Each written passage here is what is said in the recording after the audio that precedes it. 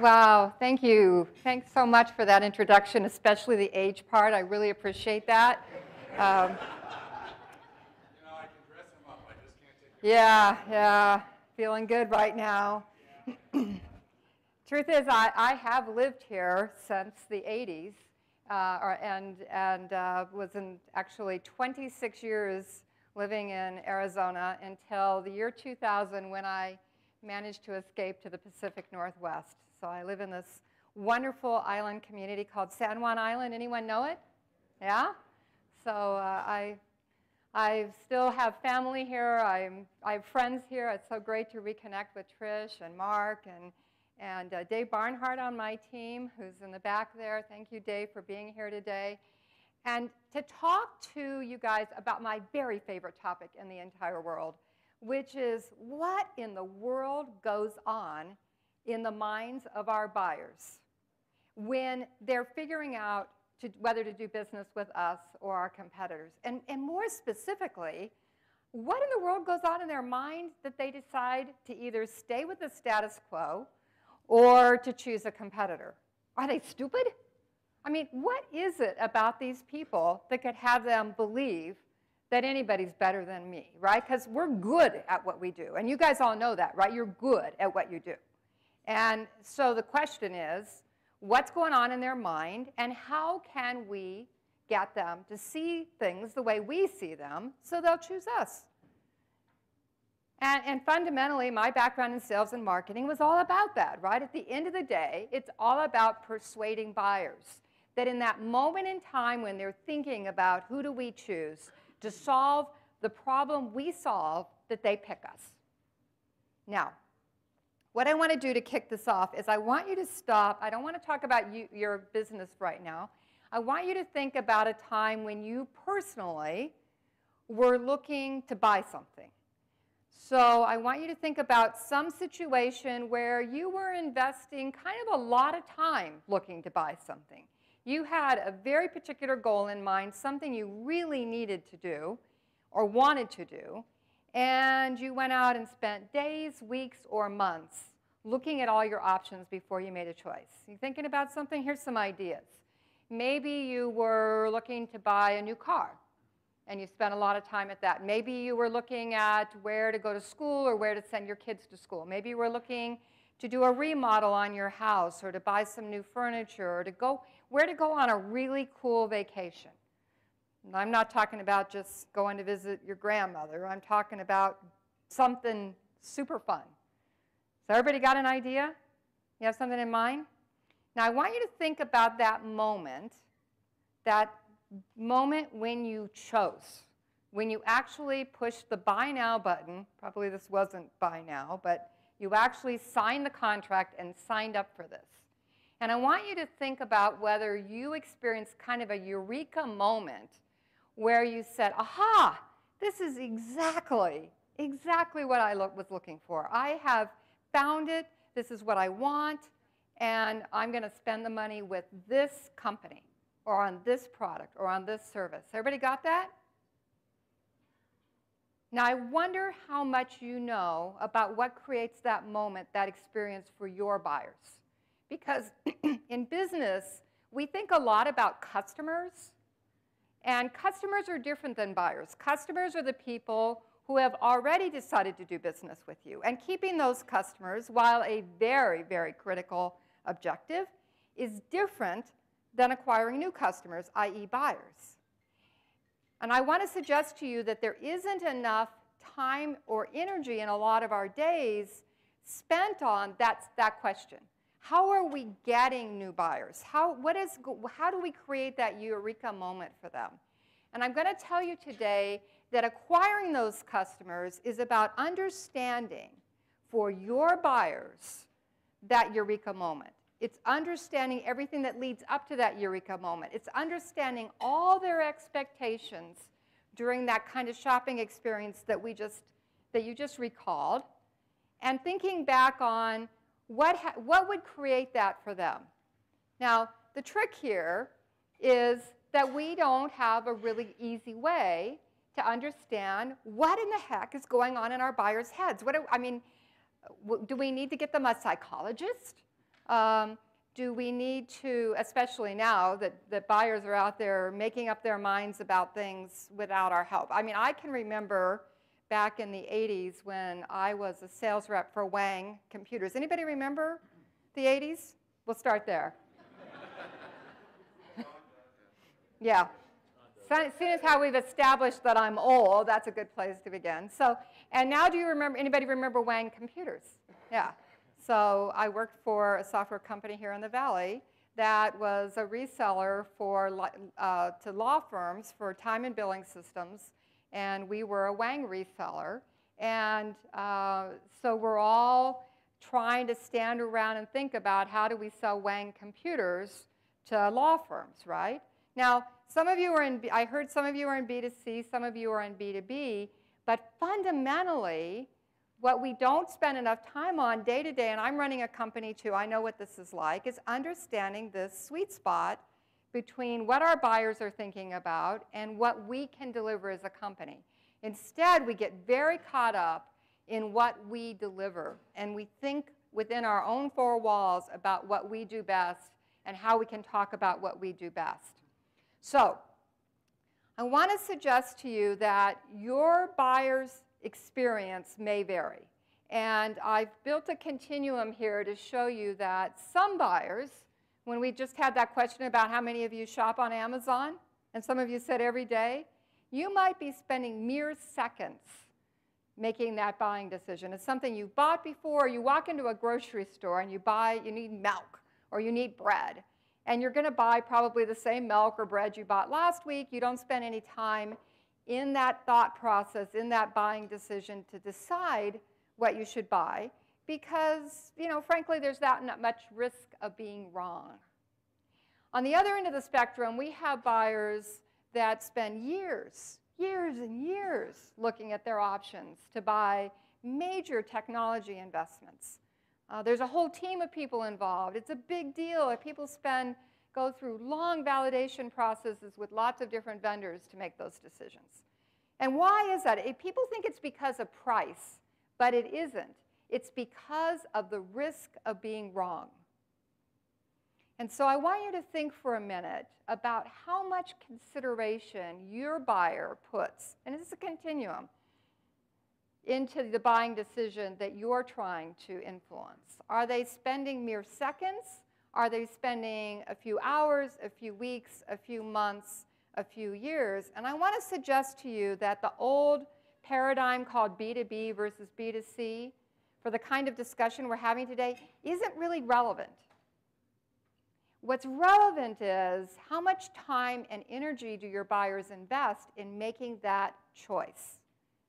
Because when we look at things this way, we can realize that from a marketing perspective, if the buyer is spending just seconds on this decision, then influencing that choice is all about being at the right place with the right product at the right time. This is the old 4 Ps of marketing. You guys remember this? Product, price, place, promotion. And I've never worked in that world. I've worked in B2B my career. But it isn't just about is it B2B or B2C, because I can tell you that we just had 4 examples on the screen a few minutes ago about decisions you would make as a consumer, where to send your kids to college, where to retire, where to go on vacation, buying a car, that are very high consideration buying decisions where we have a chance to really get inside your mind around those decisions and influence those based not on product, price, place, and promotion, but based on building a relationship of trust. Now, how many of you have a sales background? I used to be in sales. Yeah, exactly, right. And have you guys ever done this? Ask a salesperson why he lost a deal, and he'll tell you quickly and without any moment of hesitation that it was because your product's too expensive and it sucks. It's missing this feature or that feature, and if we only had X, then, because our competitor has X, then we could have won the business. On the other hand, if you ask the salesperson why you won the deal, what will he say? Because I have a great relationship with the buyer, and they trust me. right? And so, you know what? This is true, actually. There's an element of truth in everything that you just heard. There are elements of price and features that factor into your buyer's decision, but there's a big element of trust. And the real question is, what do we do to earn that trust? What do we do to build that position of trust with buyers? Because we all go around. Have you checked your website? Does it say, we are the market leading provider of? Check, quick. You can get, oh, you can't get online, never mind. Or we're the trusted provider of, or you can trust us.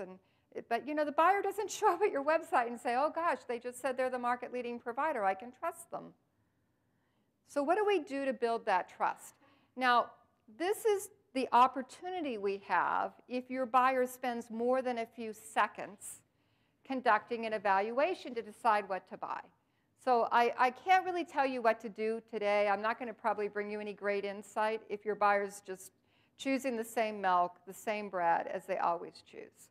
But as long as your buyer is spending at least a few hours, at least a few days, weeks, months, or even years, evaluating their options, if there's a conscious process going on in the buyer's mind, then we can look at this trust-building relationship as a step process, and we can start to break that down into definable moments that we can influence. So let's look at, and a lot of people talk about the buyer's journey, so this is, for those of you that are used to that term, you can use that term here. But we interview, in our company, we interview hundreds, thousands of buyers about their buying decision. And the journey looks a little different depending on whether they're buying. I mean, we've got interviews we're doing right now with people that are, we just finished one about a company that offers a custom vacation experience in Costa Rica. So anybody planning a trip to Costa Rica, I got this great tour company for you. Another one, though, around retirement communities. Where am I gonna go to retire? And then we do tons of studies for companies like Cisco and SAP and Siemens and Rockwell and BMC Software, and companies where their buyers are spending months or years looking at their options. They all go through this process. They all start by saying, is this a priority to do this right now? This is the first part of the buyer's decision. We want to understand, in your buyer's mind, what happens to make this a priority? Trisha's here. She works in, with skincare. And yes, I am getting older. And not inside, mind you, but on the outside. My skin's getting older. And so, yeah, I mean, this all of a sudden became a priority for me a while back. And so now I'm willing to spend ridiculous sums of money on stuff to try to, I mean, I am not growing old gracefully. I am growing old kicking and screaming all the way, I assure you.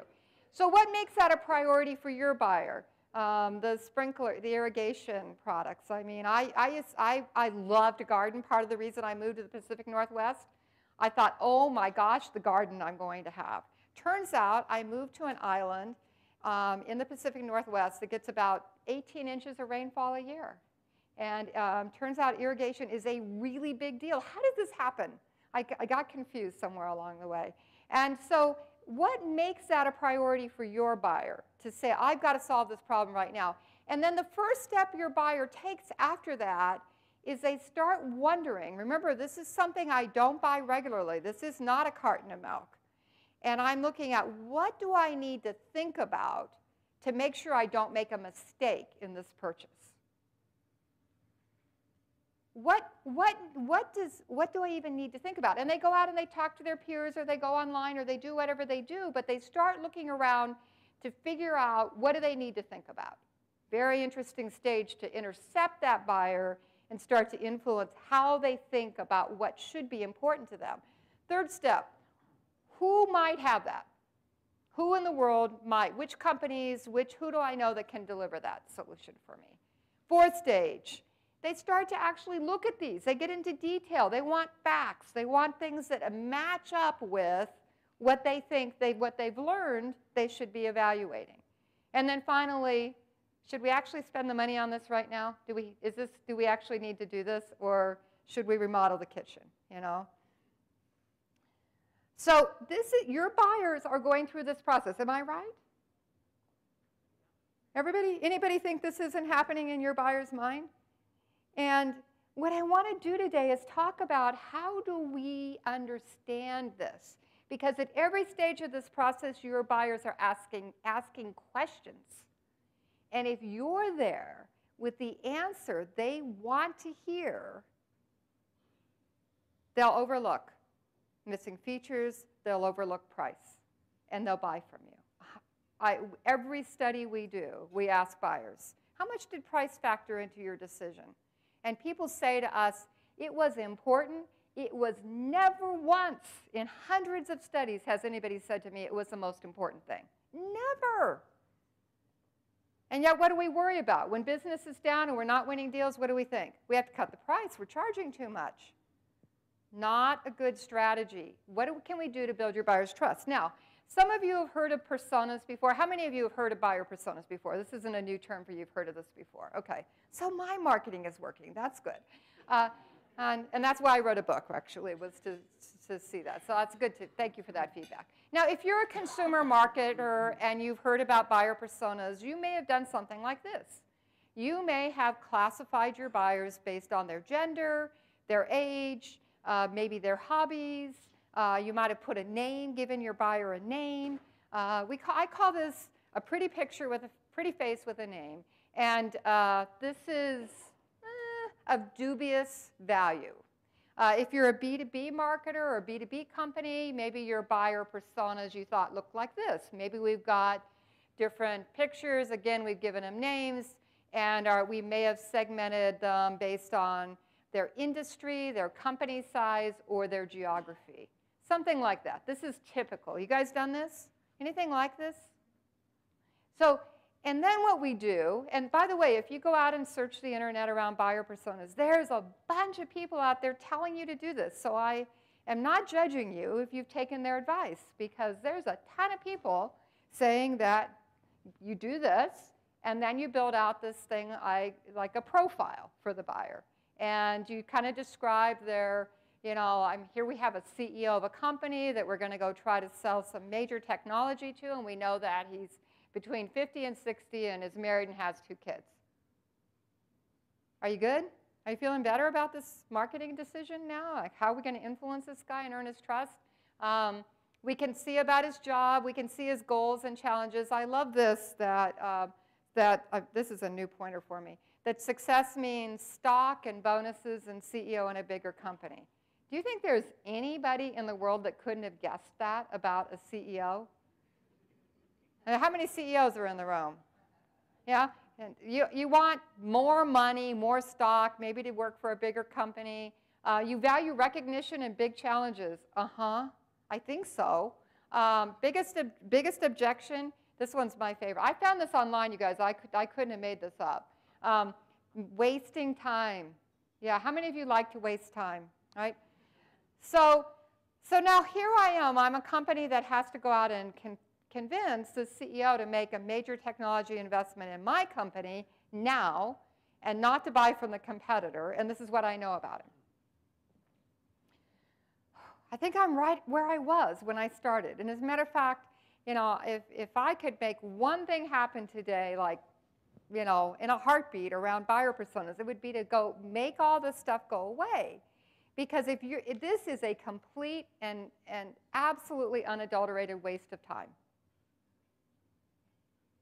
Now, I don't mind having a buyer profile, but it is merely a cover sheet for the insights that we need to have in order to go find Charles, find him at the moment in time when he's looking for our kind of solution, interrupt that buying decision, find a little way to drive a wedge into his wall of resistance to choosing us, and convince him to at least talk to us so that our salespeople can get in there and persuade him that we're best. Now, let's talk about that for a minute, because salespeople and marketing people are often confused.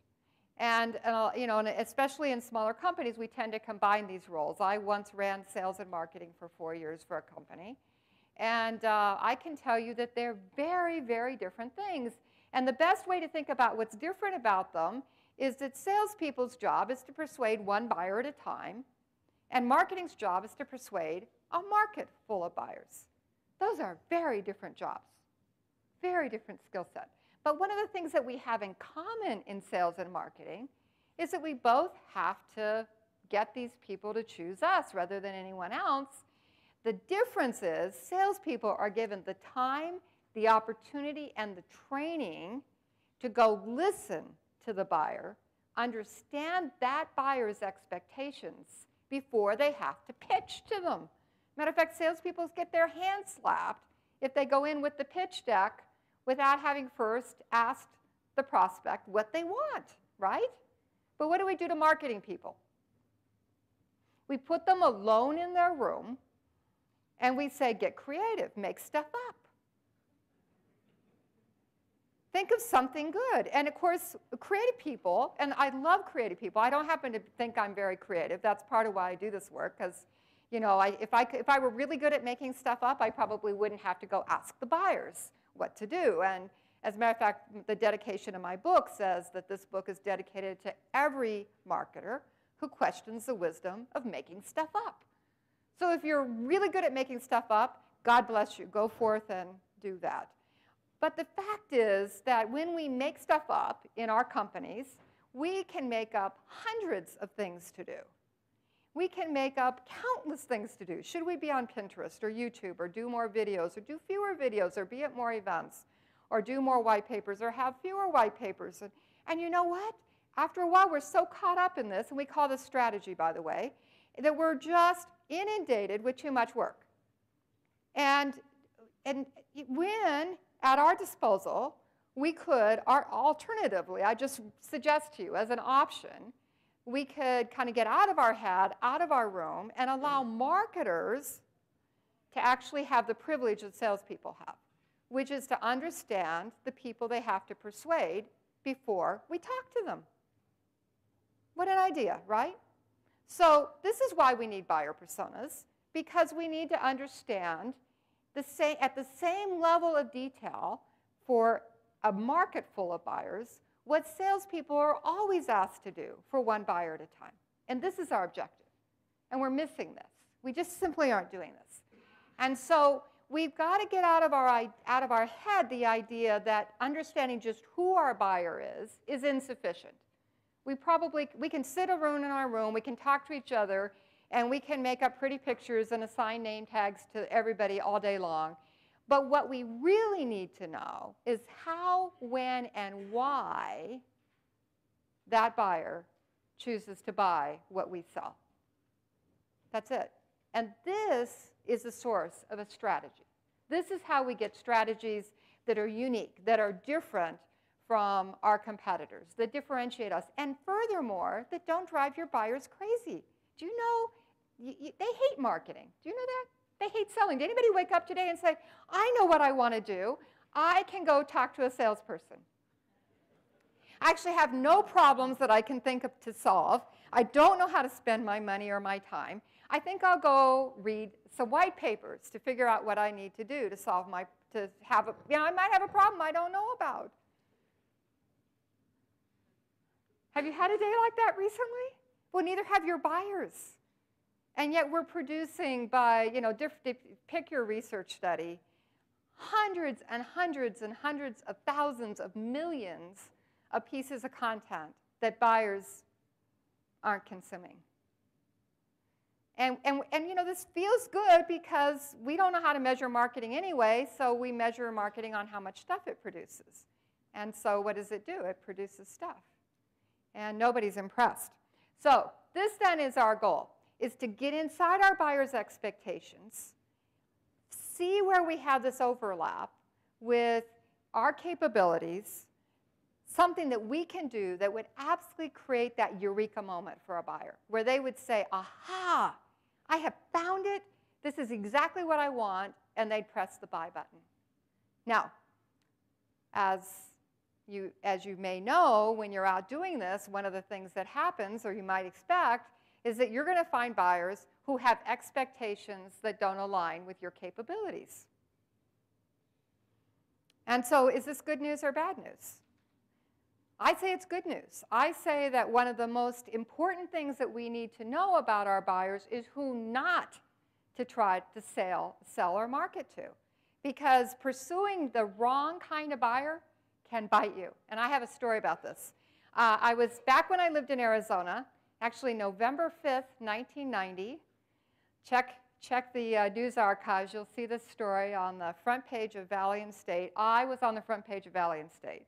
Not because I wrote a book, not because of buyer personas, but because I was attending a conference at the Point Tapatio. Anybody remember? I think it's now Hilton property down in Squaw Peak. No, it's not Squaw Peak. Yeah, Squaw Peak, is that what it's called? Okay. And I was attending. It was a big computer conference, and there were thousands of people there.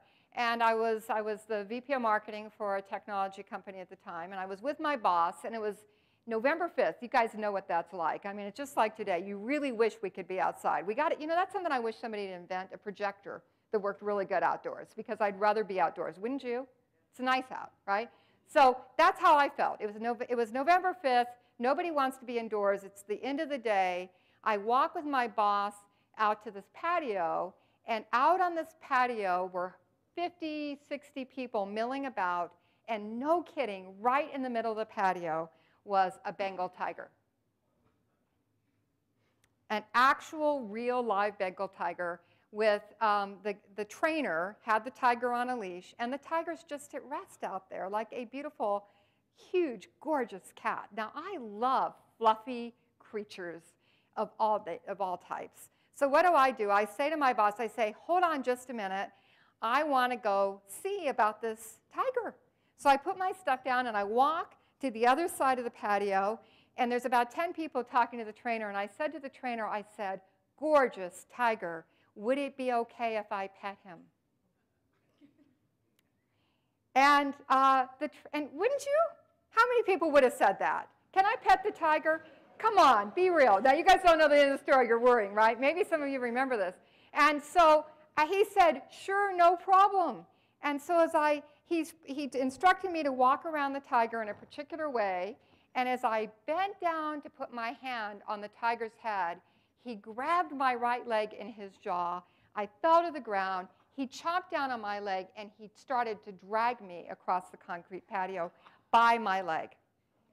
Now, I'm fine. This is not a prosthesis. This is my real leg. But that tiger had very different expectations for that moment than I was capable of delivering. So this is the lesson. You know, we are out there spending money, spending our resources, pursuing buyers that we have no business pursuing. And it's, this is a very dramatic story. And yes, I'm fine. And yes, the tiger's fine too. Nobody killed the tiger. Thank you for asking. And a lot of you would have done the same thing. But I don't, and don't do that anymore, okay? There is no such thing as a trained wild animal or a tame wild animal. But nevertheless, we are doing this in our business every day, and it's biting us.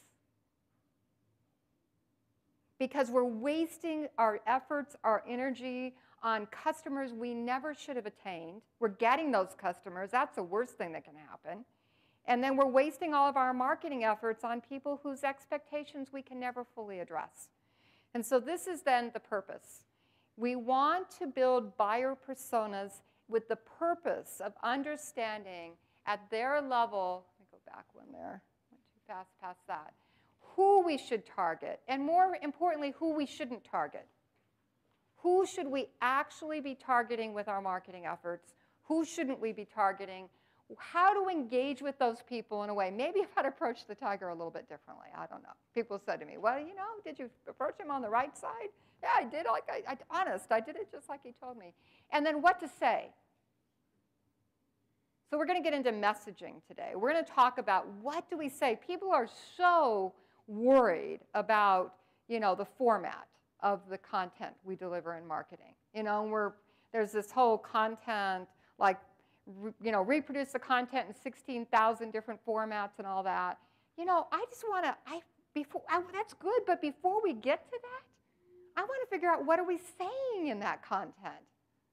Because, you know, buyers will put up with a lot around the formatting if at least it tells them something useful, if it answers their question. Instead, what we hear from them, and they tell us this, they say, you know, I have 4 brochures on my desk. Every single one of them, if I covered up the logo, they look alike.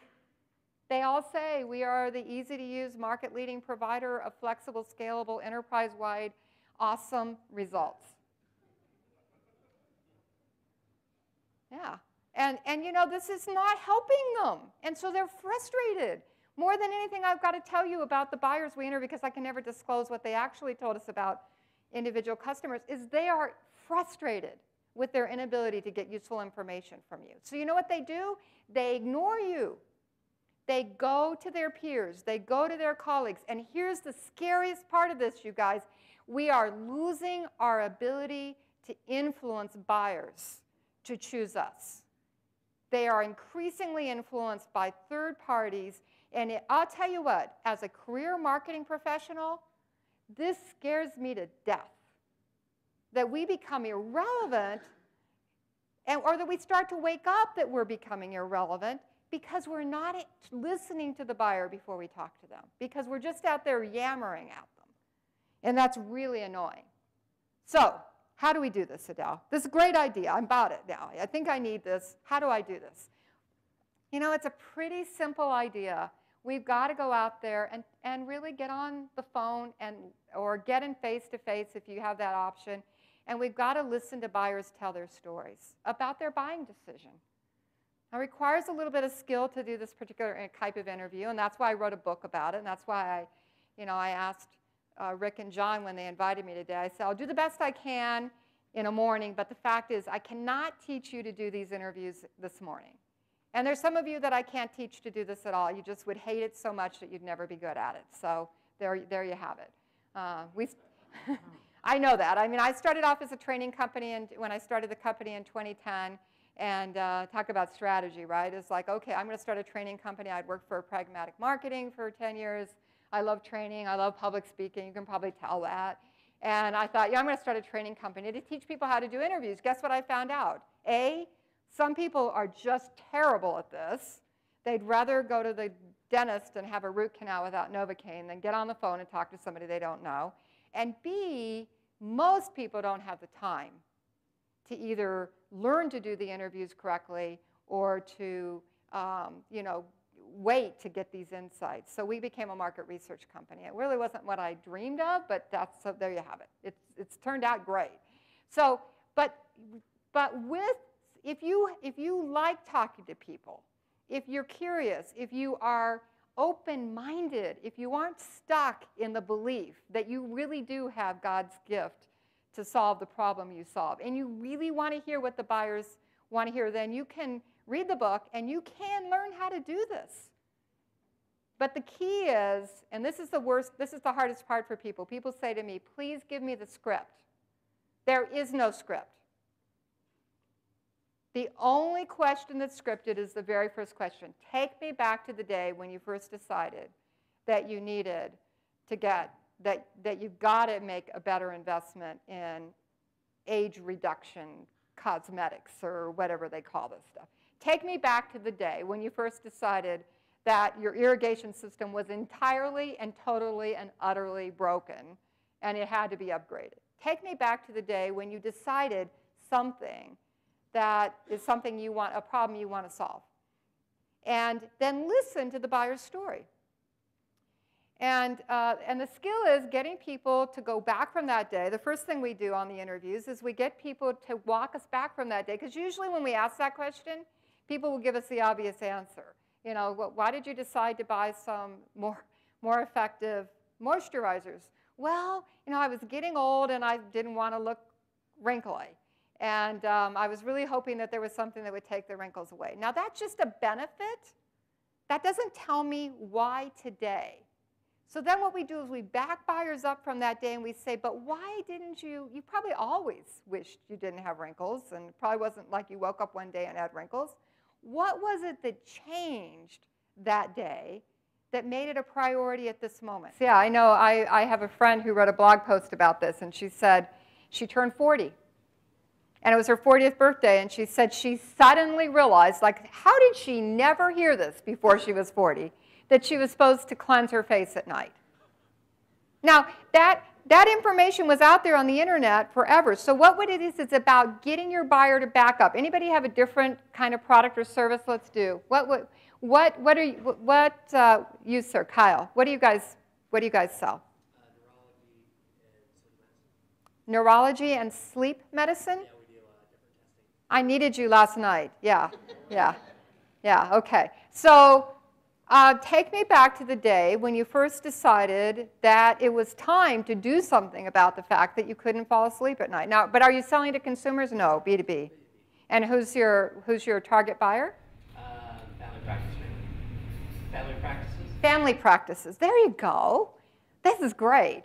So take me back to, he's talking to physicians. Take me back to the day when you decided you needed to have a different approach for your patients around how you were handling their sleep deprivation. I mean, I don't know. We'd have to work on this for a while, but this is what I want you to work out.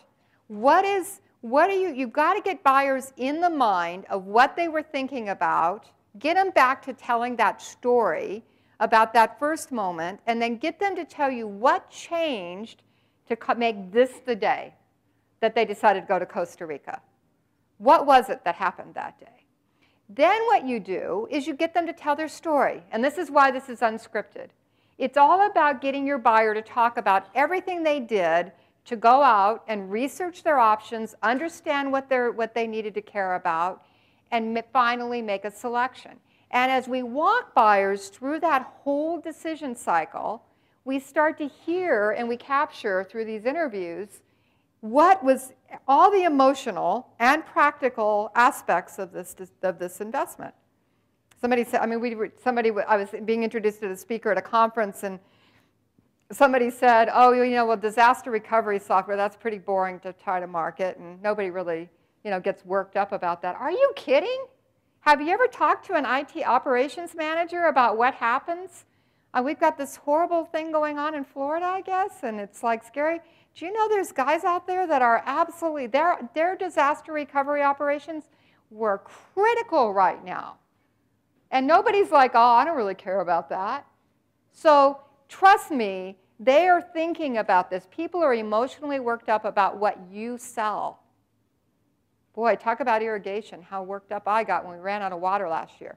How did you decide who to include or exclude from consideration? These are not scripted questions. People take them that way. But what we're doing as we walk the buyer through the stories, we're getting them to talk about the fact that they started with a universe of options and began to gradually narrow it down until they chose one.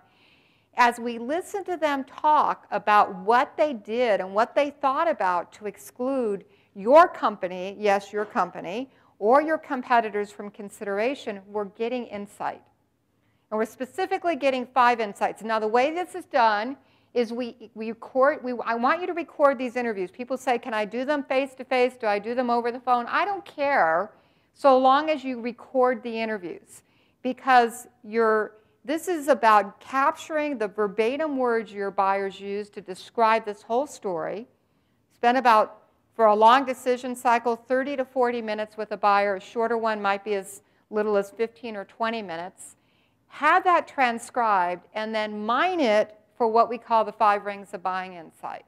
And what we're doing is we're getting the buyer to go deep on every question. So if your buyer says something like, I really wanted to have a product that was easy to use. I wanted to be able to go to sleep faster. I wanted to be able to have my irrigation system know when it's raining and it should turn off. I wanted all of these things that are really obvious benefits of your product.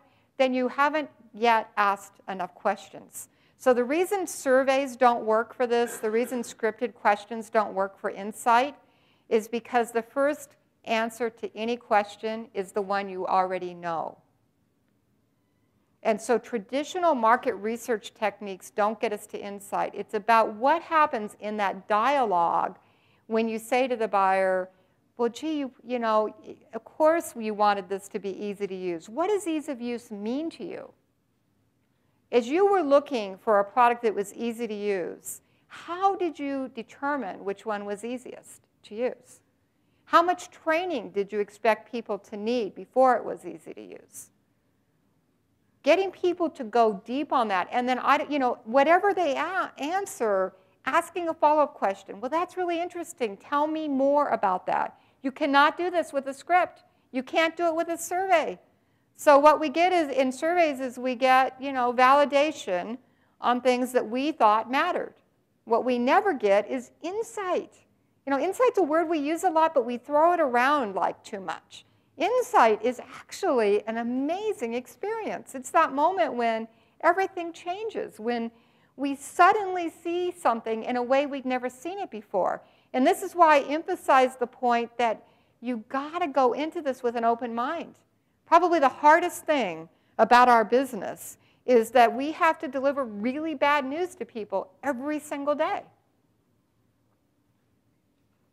Every single day, we have to bring information to people that is really troubling to them, that buyers don't think that their product is pretty, or that their services is pretty, or they don't even care about what they thought was best about their product and what they put all their energy into and what they've been hanging their hat on around their marketing. And so once we've recorded the interviews and we can go back and scan those interviews for what we call the 5 rings of buying insight. And let's look at the first one here. So the 5 buying insights, and this is the cover of the book, and this is what, you know, there's a lot more detail about. This is the part of the interview where the buyer talked about what triggered that investment, what drove them that this was the moment to make this decision. And the objective here is to know more than your competitors, more than the obvious information about what drives the kind of investment. You know, for a sales rep, for those of you who've been in sales, you'll know, and I mean, I was only in sales 1 year. I was a bag-carrying sales rep for only 1 year of my career. I ran sales for 4 years, but I made 422% of quota the only year I was in sales. And the only reason is I'm really good at asking questions. And because I knew more about what that prospect wanted and what drove that decision and what caused them to make that investment, I could present my solution as a perfect fit for that buyer's expectations, and I won their business. Because when I talked to them about my product in a way that exactly matched what they thought they were looking for, then there was that aha moment. That's what the priority initiative tells me. It tells me about what's going on in the organization, what's going on in their life, what's going on in their mind at the moment when they become receptive to your message, when they're actually out looking to solve this problem. The second insight is what we call the success factors insight. Now, success factors look at like benefits, and we all know about benefits. Mostly benefits are derived from sitting in a conference room somewhere and reverse engineering what your product does and calling that a benefit. And I've done that. You know, guys, I've done all of this. And I've sat in too many of those rooms. And of course, we sit in these rooms, and by the end of the day, we've got, I don't know, 30, 40, 100 benefits. And now what do we talk about, right? What do we put on the homepage? What do we put in the subject line of the email? What do we write about? And we go make that stuff up. I almost used a different S word there. I apologize. I get kind of worked up, and then that comes out. So what if, instead of that, we got to listen to the buyer's words describing, as they tell their story, the benefit they were seeking in their own words? And this is, I say this is like cheating, you know, and it is a little bit like cheating on a test, because now I don't have to make stuff up. I can just tell the buyers what they want to hear about the benefits. And I don't have to talk about the things that are so bloody obvious to them that they didn't even bring it up because they already knew they got that. I get to talk about the benefits that matter to them. Now, the third insight is the bad news insight. We call this the perceived barriers insight, and I want to emphasize the word perceived here. Perceived barriers are all the reasons that your buyers either don't invest in a product, service, or solution like yours, or that they think the competitors are better. So this is rough news. You know, this is the part I say when we have to tell clients this. It just happened 2 days ago. You know, it's really hard to hear that the competitors don't even think they need to evaluate anyone else because the market leader is X, and they don't even really look around.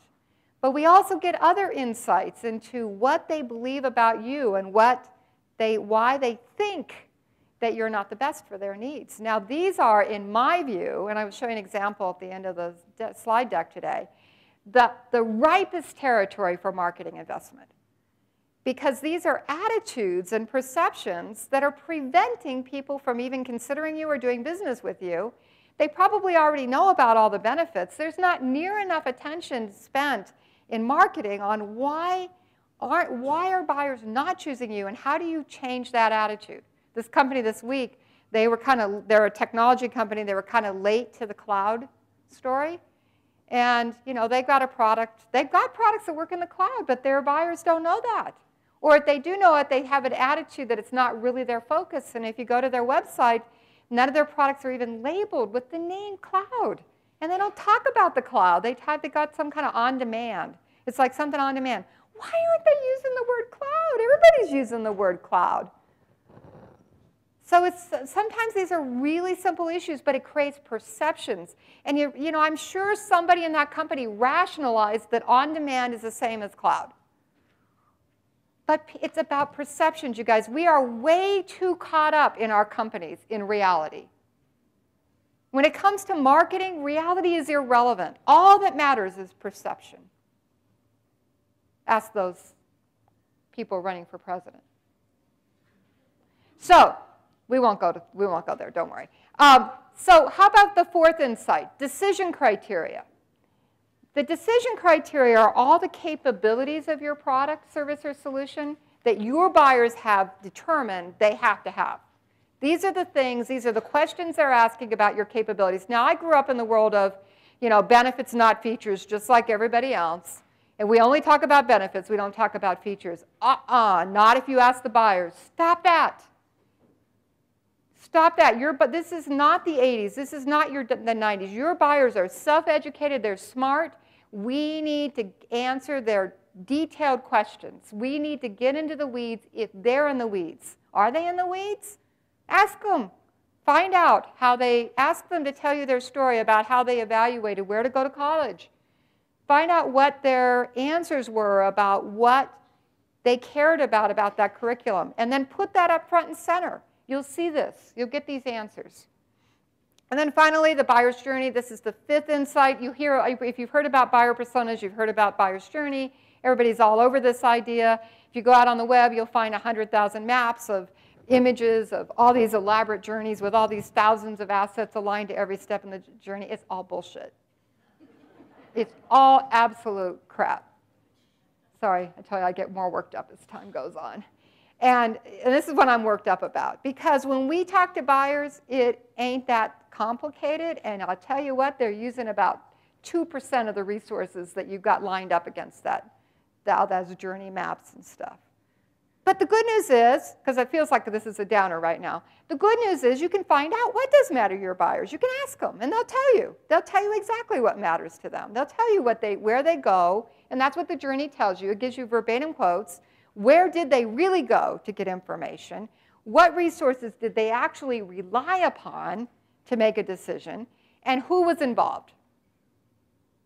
When we bought a boat a couple of years ago, we live on an island. You got to have a boat, right? This is my husband's rationale. But guess what? I had to like the boat, or it wasn't getting bought, right? And so that's what we want to find out. What was the wise role? The people that sold us our boat, they had nailed my persona. I'm telling you, this boat, it's got gorgeous teak finishes. It's got a head. This is very important to girls. Not so much to guys, but very important. It's got, even more important, it's got like a diesel heater that stays warm in the winter. Now in Arizona, we wouldn't care about this, but this is important, right? And so my husband didn't care about any of that, but they'd figured out that to sell a boat at that price range, they needed to also approach the woman, the wife, as a buyer persona. Do you know this? Do you know the buyers that are involved? This is what the 5 rings of buying insight tell you. So taken together, these are the insights you need to understand your buyer persona, I suggest. This is what you need to know.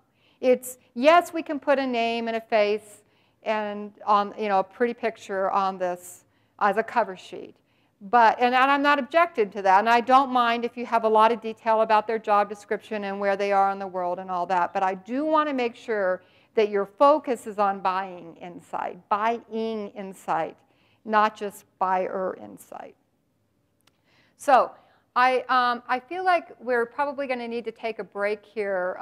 Would you like to take a break now? I notice a lot of people, it's like a little early. Okay, then I'll keep going. You tell me, because I notice people, I mean, you gave them, oh, okay. Okay, so let's look at an example. Now, there's a lot of information in a real buyer persona. I've tried to gray it out so you won't pay too much attention to it.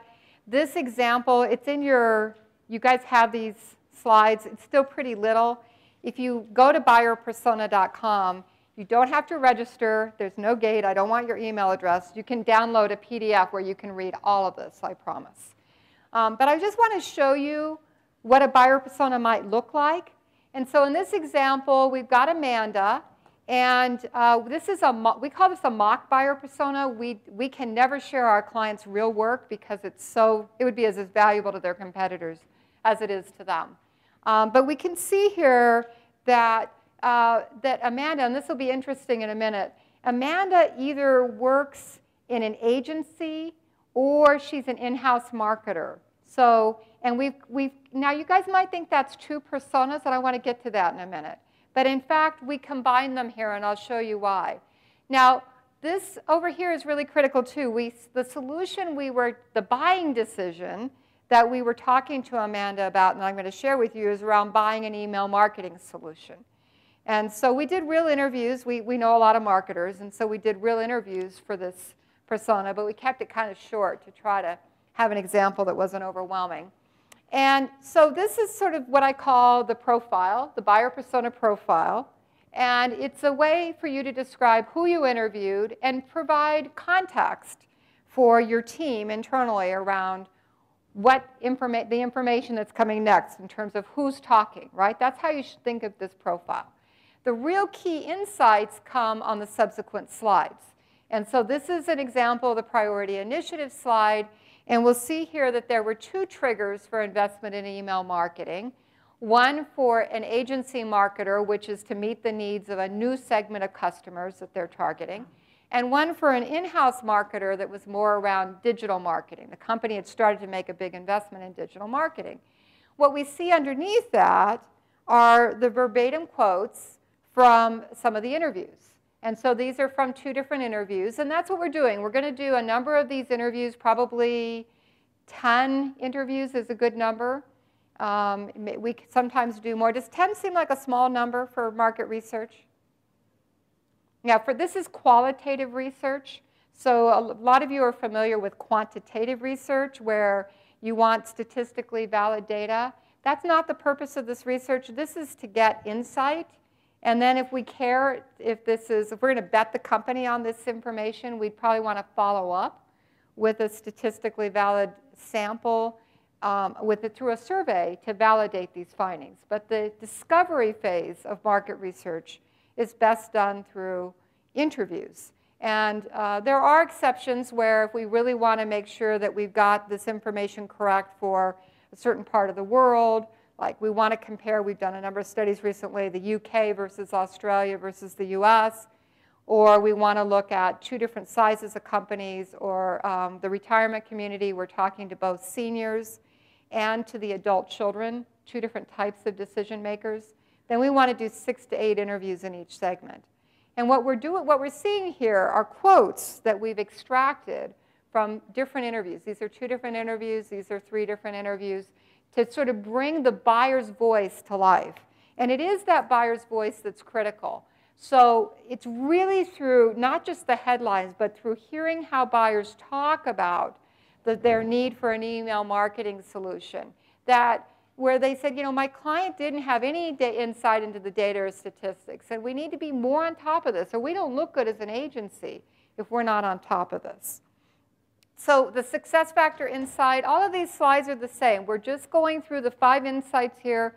We're mining the interviews, the recorded interviews, the transcripts for quotes, and we're putting headlines on those that summarize what we heard around, in this case, around the benefits or the reasons that buyers thought they'd get value out of this kind of investment.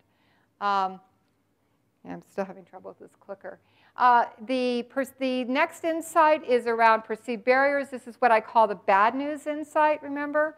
This is where we bring in all the reasons that buyers aren't changing to a new email marketing solution or why they're not choosing a particular solution. In the next slide, we're bringing in the decision criteria. These are all the attributes of the solution that matters to the buyers. And I mentioned to you before that ease of use is a common attribute of different products that people care about. I want you to note here, though, that there's several different aspects of ease of use.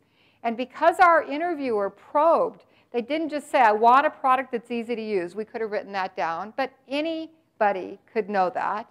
Instead, they asked people about what they wanted around ease of use and got to some insights that were interesting. And so for example, Amanda doesn't want to spend money on templates, and she wants it to be easy for people who don't know HTML to have a whole bunch of templates that they can deploy to do different email marketing campaigns. Now, this is really boring stuff. If you're not an email marketing company, anybody in the room an email marketing company? Yeah, so everybody in the room is like, it's horrible. It's like boring. Get on. But the fact is, if this were your product, this would be fascinating, wouldn't it? Let's look at a different example of ease of use. There's one tool that's an awesome tool, but you have to use it with WordPress. So it's limited, and it wouldn't apply to all of our clients or wouldn't have the integrations with some of the CRMs that we need. So this is interesting because we were never marketing around our integration with CRM. But now that we can see this, that we need this, and this is really important to buyers, we now know to talk about this. We've always been talking about it's easy to use. We never talked about the ease of integration with different CRM solutions. And then finally, the buyer's journey, which just isn't a map. It isn't a diagram. It's verbatim quotes from the buyers talking about all the steps they go through to make a buying decision. It's where we get to hear them talk about who's involved. And in this case, they want to make the prices easy to find. They don't want to have to call somebody to get those prices. All of those insights factor into a chance for the client that's building an email marketing solution to be more relevant to this buyer who has these questions and deliver the answers they need. So let's do a little test here. Anybody in the room planning a vacation? Okay, good. So I want you all, I want you, if your choice would be destination A, what's destination A? Is go sit somewhere on a beach. Yeah, we're in Arizona. I'll have to craft this. So we want to go sit somewhere near the water. Maybe we're going to San Diego or even someplace more exotic. And we want to just sit and kick back and relax, get rid of all the pressures of work and kick back and relax. How many people would choose destination A? Okay, I want you to look around the room. Keep your hands up for a second if you're destination A. I want everybody to look around the room and see who's got their hands up. Okay, everybody got that? Okay, now put your hands down. Let's see about destination B. Destination B is a very different kind of vacation than destination A. This is an adventure vacation. We're going to go, I don't know, whitewater rafting. We're going to go hiking. We're going to go skiing. We're going to go bicycling. Let's see. How many people would choose destination B? Let's see a show of hands. Everybody look around the room. Okay. Everybody got it? Okay. Now, you can put your hands down now. Thank you. So here's the deal. About 50% of the room chose destination A. About 50% of the room chose destination B. We could do a survey. We'd know that. What do we know? 50%. We market kickback vacations. 50% of the market's ours. Well, that's not a strategy. Also, look around the room. We could have asked people their age and their gender. And did everybody look around the room and notice that age and gender didn't help? We had people of all ages and all genders choosing destination A and destination B. So now that's useless information. What other kind of useless information could we capture through that kind of a survey, you know. Pick your poison here. Or we could actually interview some of these people. This will be fun. Maybe if we have time later, we'll do this, who are really planning a real vacation. Who thinks they're going to the best vacation destination that they've ever been to? They're planning a vacation to the coolest place they've ever been. Yes, ma'am? To Italy, absolutely on my list, and someplace I've never been. And I'll bet you, without much effort at all, I could get this nice lady to talk to me about how she decided to go to Italy, what triggered that decision, everything she's been doing to include and exclude all of the different options of things she might do while she's in Italy, how she's getting that information, who she's interacting with to help her make that choice, all the people. We could get this rich story, or we could do a survey and ask her, you know, which place she's going. So you pick. Okay, so we just talked about how do we understand our buyers' expectations. And the key there is doing these interviews, doing real interviews with real buyers. And we're going to have a little working session after this talk so you guys can start to think about how you might do these interviews and get them accomplished. And the key is to not use a script. And I know everybody really wishes I'd just give you a script or even some like example questions. And there are some in the book. But honestly, the more you can avoid the script. Anybody in the room used to be a journalist? Nobody? Not one? Hire a journalist. Oh, there's one. Thank you. Hire a journalist. A, they're cheap and out of work. Mostly. Okay, good. Not this one, but most of them. And B, they love to get, they kind of innately understand how to get on the phone or to get in front of someone and just ask them interesting questions. And so I did that several times in my career.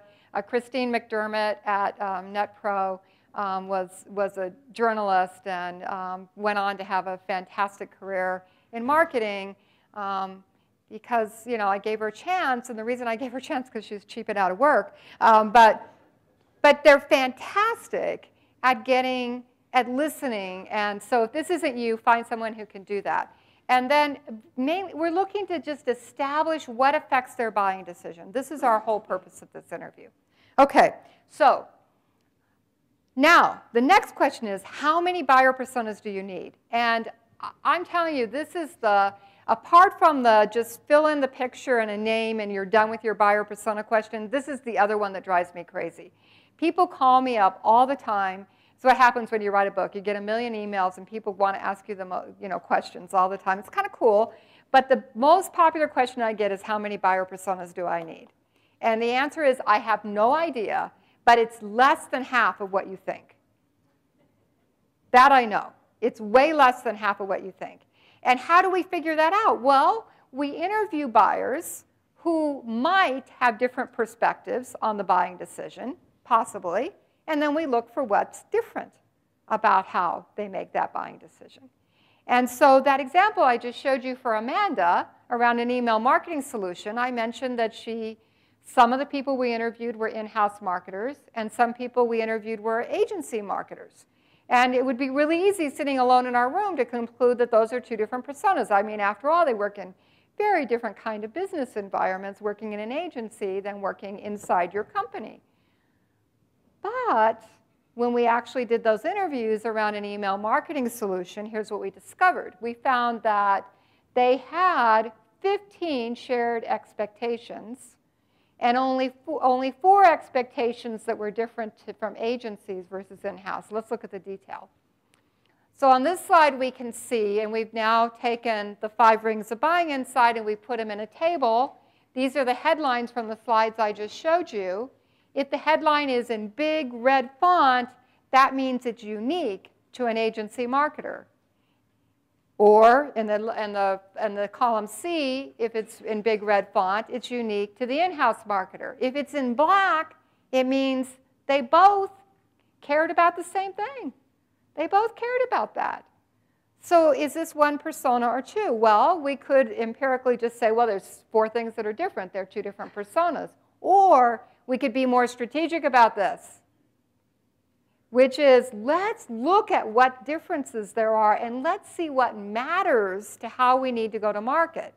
So let's take a look at, let's say we had an email marketing solution where one of the things that was really rich about our offering, we're better than everybody else in terms of having templates that don't require users to know HTML. Now, this is a perceived barrier for both our in-house and agency marketer to choose a new email marketing solution because they've got all these users that have to go learn HTML to use these templates. So we could advance a marketing strategy that had this little wedge to drive into this Amanda's wall of resistance to choosing a new email marketing provider that was focused on our templates and the easy way to use those templates, and we could appeal to both agency and in-house marketers just as well. On the other hand, if what was most valuable or unique about our solution is that compared to everybody else in the market, we have more web and we interface with more web and CRM platforms than just about anybody, then this is a real insight for us that the agency marketer is absolutely desperately looking for a solution that meets this need, and we would want to market to them differently to the in-house marketer who couldn't give a hoot about that. Does that make sense? So, you know, the key thing around buyer personas is it's so easy and obvious to, you know, group our buyers based on any demographics, anything about who they are as a person. And then the second option is to group them based on differences in how, when, and why they buy. The real refinement of this is to group them based on the intersection between what matters to them and what we as a company can deliver. And to find that sweet spot where we are perfectly suited to delight them and have them have that buyer have that eureka moment. Okay, I'm going to tell you a case study here. This is Caterpillar. You guys know Caterpillar? These are the guys with the tractors, right?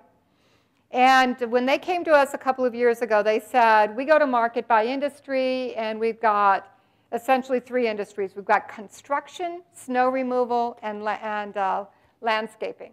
Oh, I'm sorry, agriculture. Construction, landscaping, and snow removal we ended up combining because they realized that their buyer, this is a B2B buyer, buying, who has a relatively small business, buying this equipment for his business. And they realized that landscaping and snow removal guys were kind of the same guy, just one was keeping busy. Not like Arizona. To keep busy in most parts of the country, they had to sort of switch gears depending on the season. And so they said to us, this is 3 different personas. And we said, maybe. Let's go find out. So what we did is we did 6 interviews with each type of buyer. And what we found out is that they don't need 3 buyer personas. They need 2. They actually thought they needed 5 because they thought they had 2 different construction, plus landscaping, plus snow removal, plus agriculture. They only needed 2 buyer personas, and they had nothing to do with industry. Nothing whatsoever to do with industry. And neither buyer was happy buying from them. And here's why. They had a buyer A who was very sophisticated about buying this kind of equipment and who desperately needed to get specs on all the different models and options available to them. I don't know how many people in the room in here have ever bought a skid steer. Have you ever bought a skid steer? Or, yeah, so 1 person, that's amazing. So it turns out I never have. I'll tell you, I get to learn about the coolest stuff about everything imaginable through doing this work. And it turns out they've got, some of them have hand controls, some have foot controls, some of them are climate controlled, some are not, some of them the doors come off, some of them don't, some of them move different weight loads, all these specs. And what this guy desperately wanted was to see all the models side by side because he knew he was going to have to trade stuff off. He wasn't going to custom design Caterpillar. He wanted to get all the specs so he could see what he had to trade off to get the perfect fit for his needs. He couldn't get this. Couldn't get it from Kubota. He couldn't get it from John Deere. Couldn't get it from Caterpillar. Now he can because we did this work. The other buyer persona was a guy who was he had a small business. he had, let's just say he had been doing landscaping. He had a chance to start to get into the pool building business. And he's got an opportunity, a prospect right now. He's got to submit a proposal today or tomorrow, or he's going to be out of the running. What he knows that his current equipment is insufficient for building swimming pools. What he really needs is to get on the phone right now with somebody who can advise him on what equipment he would need to build pools and how much it would cost. So he could figure out if he can, the bid is for this project. If he doesn't do that, he's going to lose this business. Now, Caterpillar in this market goes to market through channels. Their channel partners never called these people back in 24 hours. This guy wasn't getting his needs met either, so he was going to Kubota or John Deere. Two different personas, nothing to do with industry, nothing to do with the obvious expectations. They weren't getting either guy's problem solved in the buying cycle. Now, this doesn't mean that they don't still have pictures of snow removal for the snow guys and pictures of fields for the agriculture guys. They still have industry visuals in their marketing. It just means that their strategy, their marketing strategy, needed to be grounded in something very different. Needed to be grounded in insight about how do they create that eureka moment for this guy. Here's one other example. This is Symantec, and how many people in the room have ever had Norton antivirus running on your computer? How many people liked it? Yeah, so exactly. And so Symantec calls this their endpoint protection suite. We were helping them with this launch for a new version. And endpoint protection, trust me, was antivirus and malware and all this other stuff. That's what it was. And so prior to talking to their buyers, this was their message. And check this for buzzwords. Easy to use, enterprise level, optimizes performance and system resources. Now, you guys have some of you small businesses. Are you like dying to run out and press the buy button here? Okay. So they were getting ready to launch the new version of this product, and they had actually addressed some of these performance issues. But what they were really excited about is that they had, and the product managers were all over this, they had built this thing called an Advanced Detection Network. They even had an acronym for it, ADN. Now, are you excited? They're all right over here. Okay, not yet. But you will be. Because what they could do is that they could go out and they had this whole network bigger than any of their competitors that was going to find viruses out in the world and give you updates so that they could catch your viruses faster than anyone else. Entire senior team. I still don't see anybody in the room like jumping up and down going, where do I buy that? And so that's what happened when we went out. And of course, product management was all over. This is our launch strategy. This is what we talk about. Until marketing, and we worked with marketing to go out and do these interviews, and guess what they went to market with for their message for this release? Here it is. Now, you might not believe them, but at least this addresses your pain, right? Because they found out what you said, is, people said to them, look, when we boot up our computers, if it's running Norton, it's going to take me 20 minutes to boot my computer. It might not be 20, but it feels like 20. And my email is going to take 40 minutes to download, and it feels like 40. And therefore, I'm not even considering you. So at least this was like, at least they were addressing their buyer's concern. This is taking a perceived barrier insight and working at it, working away at it. Is this alone going to solve the problem? No.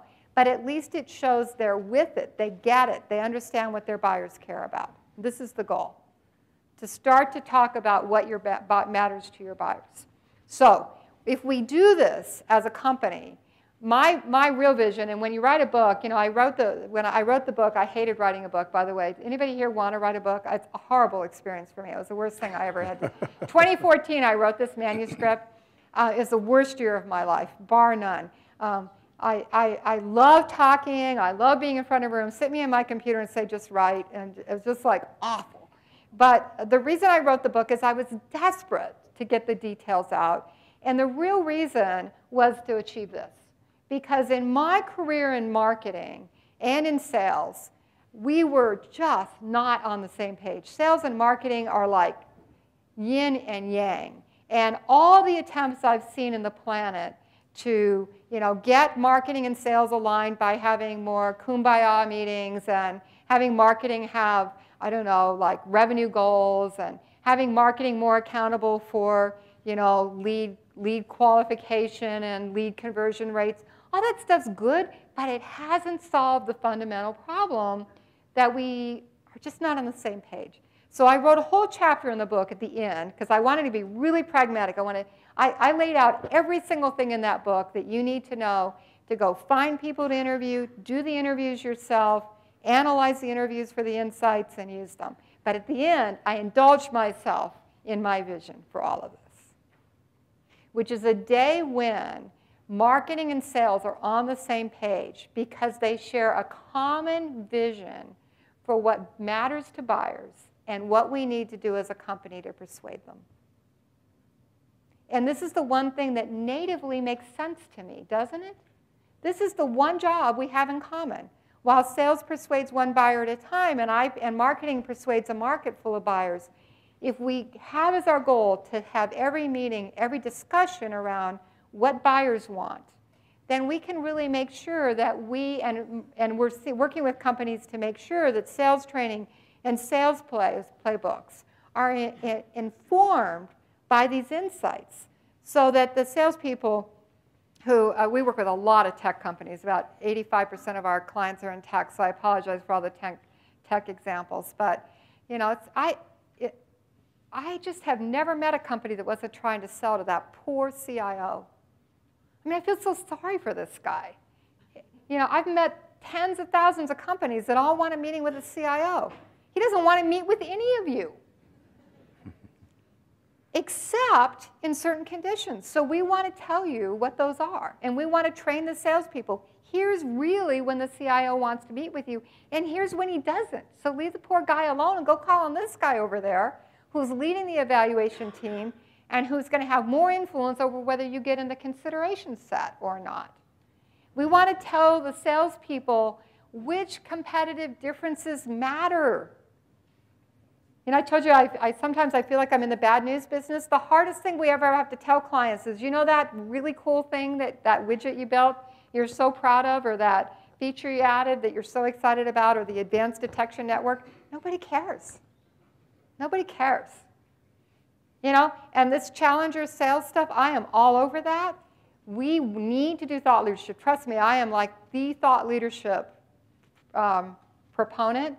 But we need to do it in the context of awareness of where buyers are today. We can't just going in there and saying you need this and you don't need that is just irritates the buyers to death.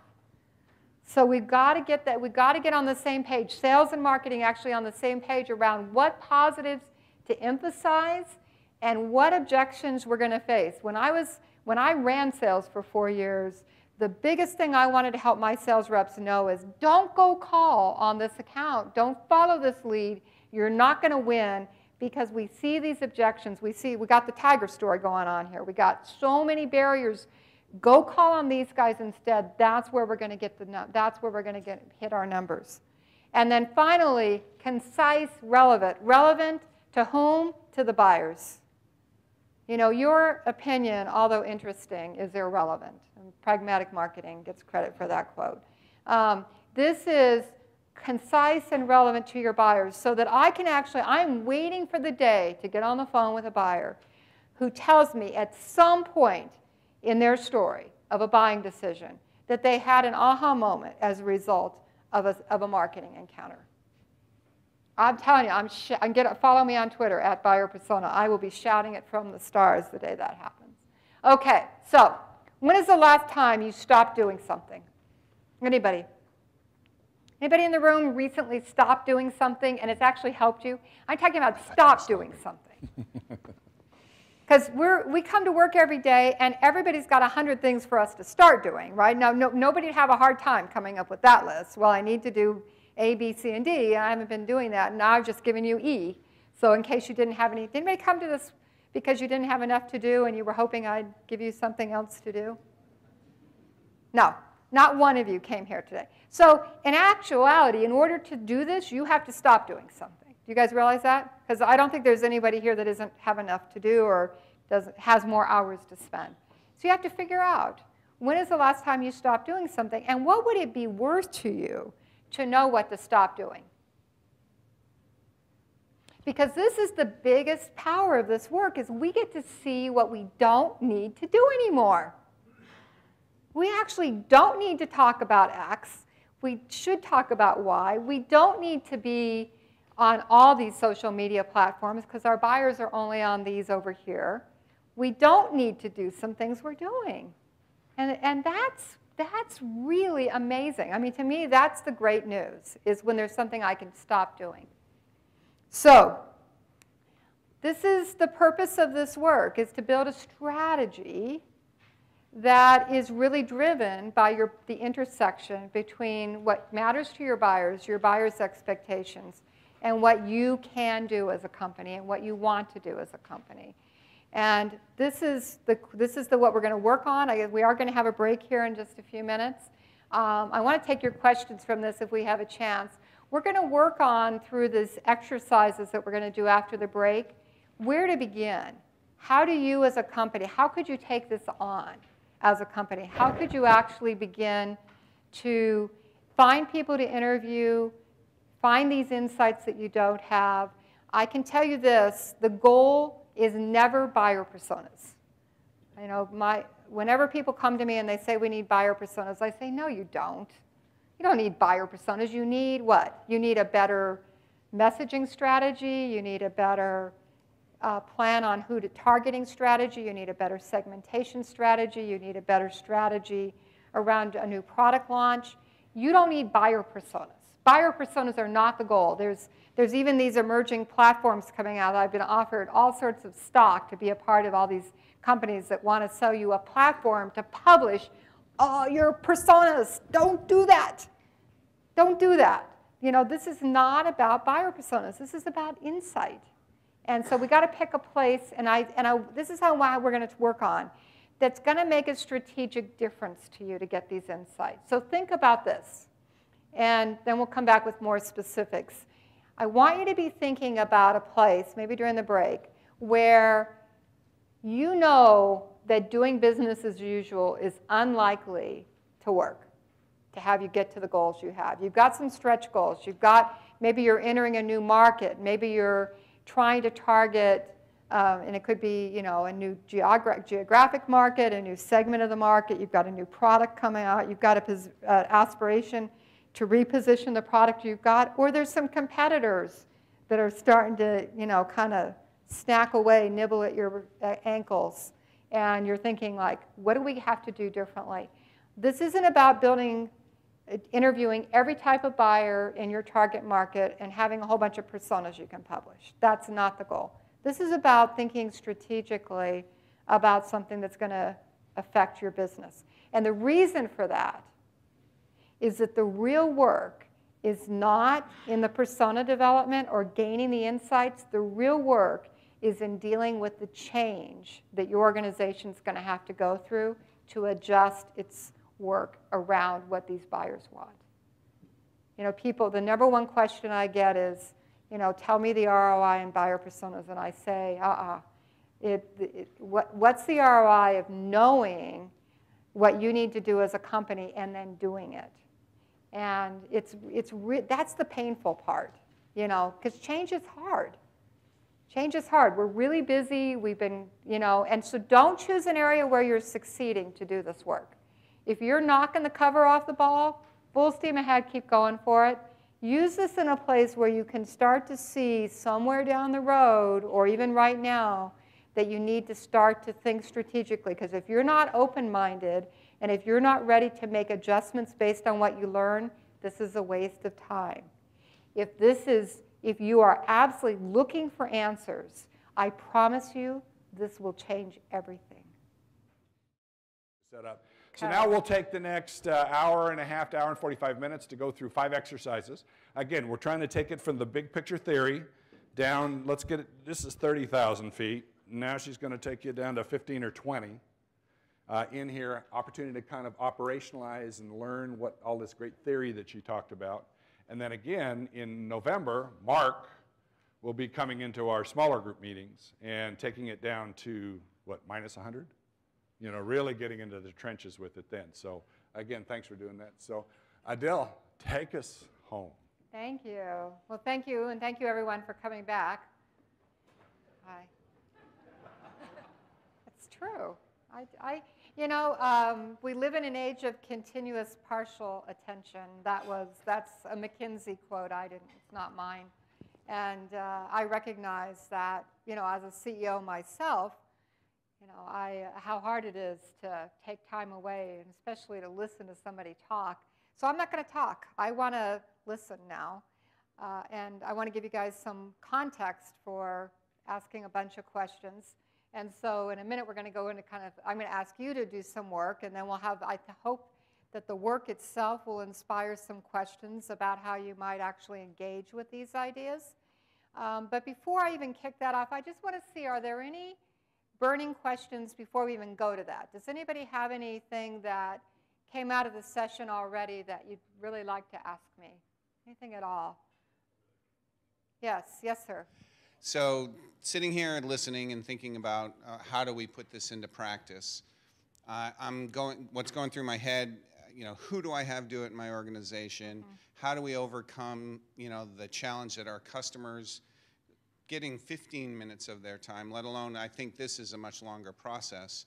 Any, tips on who are the right people in the organization to be doing it? Is there a skill set or a personality trait, or what do we need to be thinking about as we're trying to lay that out? That's good, and it's one of the exercises we're going to give you to do, so we'll talk more about that. But I'll give you a sort of, sometimes you've got to get past these questions before you can even do the rest, right? And so, so first of all, and Trish asked me a question too about this.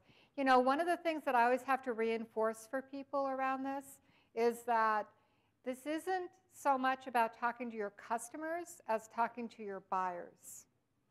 And because we tend to talk to our customers a lot anyway, or probably do, but when you talk to your customers, what you get is using experience. And what we're talking about right now is the buying experience. And those are really two different parts of the journey for your customer. There was the buying experience, and then they push the buy button, and then there's the using experience. And, the user persona, or some people build user personas or customer personas in the technology industry. This is very popular.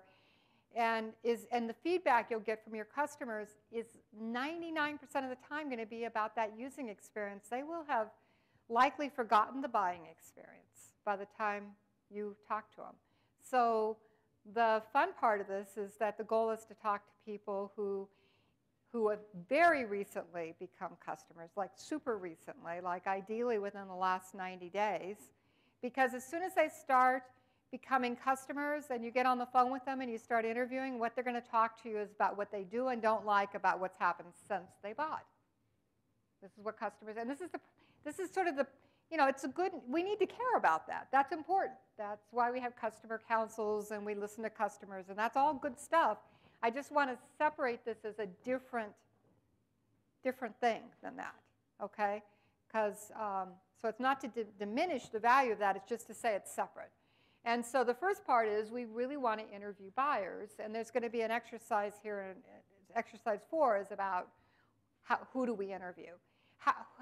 Who conducts the interview?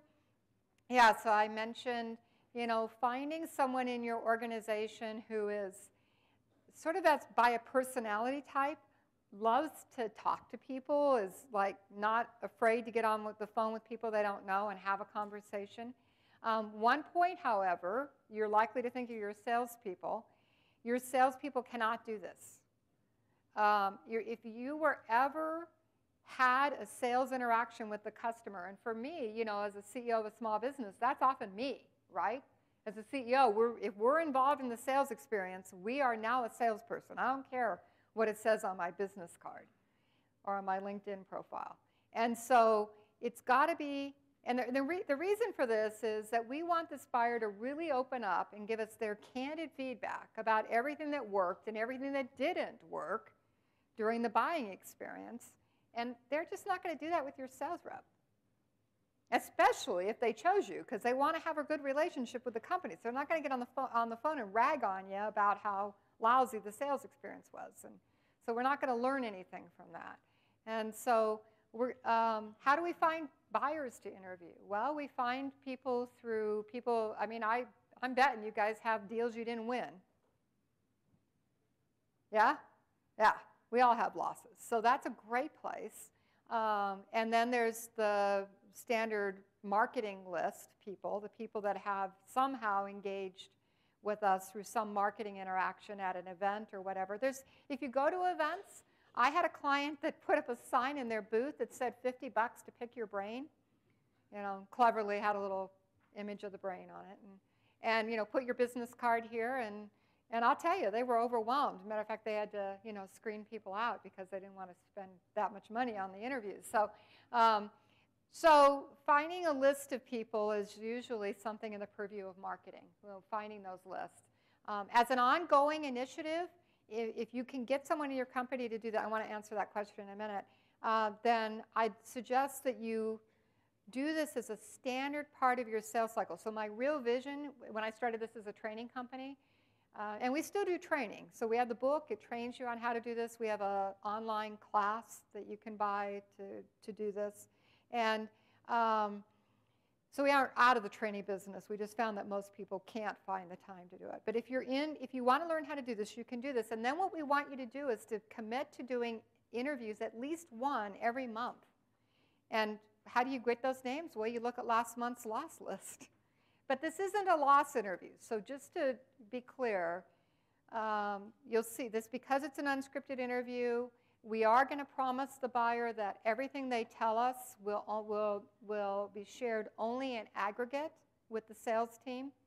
So a loss interview, usually that results of that goes to sales management. Sales management looks at the rep and says, why'd you screw this up, and you got this right? And that's not what this is about. And so because again, buyers know that and they're not going to open up. So this is about, I promise, I swear, that what you tell me today will not be shared with anyone except in aggregate with what we see from other interviews like this. And so that's important to get that candor. Now, who interviews these people? I mean, I mentioned trying to find people in your company that are candid, that are comfortable speaking to the buyers, people they don't know. They're open-minded people. They don't tend to be real positional. They can resist going into sales mode when the buyer says, well, what we really hated about your product is that it didn't have X, or you guys didn't do Y. They didn't go, oh, but wait, we have that. They can't do that. This is about listening, not talking. And so you need people that are good listeners. And then, you know, maybe you can find, I mean, part of what I'm trying to do, we have, I think, I haven't looked recently, maybe 700 or 800 marketing agencies that have been through our workshops. And the reason is I know that if I'm going to change the tide of the terrible work that's being done around buyer personas, I got to train. That's why I wrote the book, too. I want to train everybody to do buyer personas this way. So look around. You may find that some of the agencies you're working with have read the book, want to read the book, are willing to, you know, have somebody that you could pay to go do this. You know, get creative, or call us. We'll do it for you. But but seriously, it's really about just saying, you know, but don't do it, and don't do any. The only rule is nobody who has ever had any sales contact with that account. That's the rule. Did I get all the parts of that question? Oh, good. Anyone else? Burning question before we go into the exercises. Yes? Okay. So in most complex buying decisions, there are two decisions. One is, do we spend money to solve this problem now? I'm going to call that the economic buyer. That's the person who's got to have the budget, and they kind of tend to be very close to the trigger point, to that priority initiative insight. And then there's a different buyer called the lead evaluator. And this is the person that leads the team, assuming there's a lot of buyers. Like we deal with interviews where there's 10, 15 people involved in the buying decision. Universities, by the way, are famous for this. Education, we've done work in the ed market. There is no more collaborative team decision-making group than education. And so, you know, there's a lead evaluator. There's a guy, and I use guy as a non-gender specific term, ladies. So there's a guy leading that team. That's the guy you want to interview. Because he had to, so the economic decision maker says, pulls the trigger, we got to solve this problem, we can't live with this anymore, everybody's backs are hurting, we got to get stand-up workstations, we got to deal with this problem. He says, she says to the lead evaluator, go do some research on this, get back to me with an answer in a week, a month, 3 months. Those are the two people. Now, what we do then at the end of all those interviews is we look at the 5 rings of buying insight, and we look to see whether they actually had different perspectives or not. And that's how we figure out whether we need to go to market differently to the economic buyer versus the lead evaluator or anybody on his team. And if you think you've got a sweet spot in your story to tell to just one influencer out of all those cats that are involved in this decision, go interview them too. And see if you can detect from their story a strategy to get those people to have more influence, actually build up. There's a case study in my book around where it was around a company that sold shredding products, paper shredding. And there's a story about how they made, this poor person that handled this was not a strategic job. Trust me. Like, get the paper shredded. The trucks show up every week and shred everything. And, not this woman. But, it's just a records management position, really is what it is. And it's how we built a strategy for her to start to show the impact that her work was having on the organization and compare it to all of the other companies in the world that were investing in that. We actually built data points so she could go show her company how their records policy was out of compliance and how they were behind. It elevated her role. And so here's this person, she wasn't, she was very involved in the decision cycle, but no power, no budget, couldn't decide, where to put the toilet paper.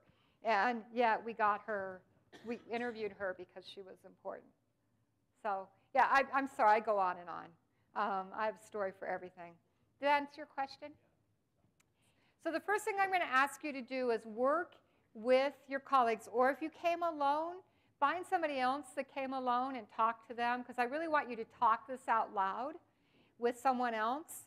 And I want you to think about, in your company, given where you are as a business right now, if you were going to try to really focus on one place where buying insight, of the kind of insights we've talked about today, would make a difference for you, where would that be? So this is really stopping to think about your upcoming objectives for the company, your company's upcoming objectives, and the place where you might, if you could get some insight that your competitors don't have and don't know, it could make a difference. And that's really what this is about, because a lot of us are in businesses, and I talked to one lady at the break, where, it feels like we're competing on price, it feels like we're competing on features. We might even start to think like this is a commodity. But, somebody's winning that business for some reason. And it's not price. Don't let yourself think it's just price, because that's way overblown as a goal. Unless it's really commoditized, like an instantaneous decision, there's something else that you can learn. And so these are just some ideas that I've given you, and this is in your handout materials, so you can keep that in front of you. We left room there so you can write some ideas down.